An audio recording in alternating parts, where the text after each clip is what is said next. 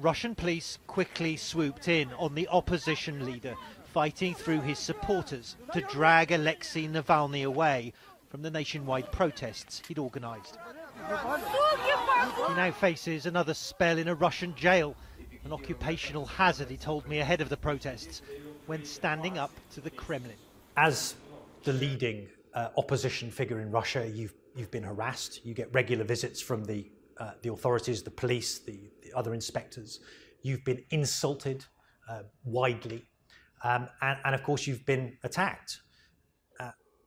How concerned are you in a country like this, where opposition figures have been killed in the past? How concerned are you about your own safety and security? I'm a reasonable man. I ran my election campaign for 12 months, and out of these months, I spent 2 in prison. So I have a clear understanding of what this regime can do. But I'm not afraid, and I'm not going to give up on what I want to do. I won't give up on my country. And it seems there are many Russians on his side. In towns and cities across this vast country, Navalny's anti-corruption movement says thousands turned out to support his call for a boycott of March presidential elections, in which President Putin, already 18 years in power, is expected to be returned. The Putin regime is built on corruption, and Putin himself is the most corrupt. His family is directly involved in corruption. According to official data, over 20% of our population lives below the poverty line. And people link the obvious. Why are we so poor? Because they steal so much.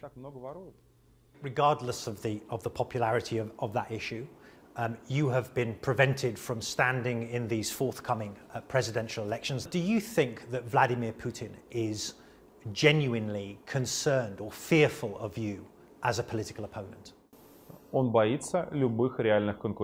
He is scared of all real competition. We see in these elections that he only allowed those to run who do not even resist, do not even do any campaigning. And Alexei Navalny is certainly not one of those chosen Kremlin-friendly candidates.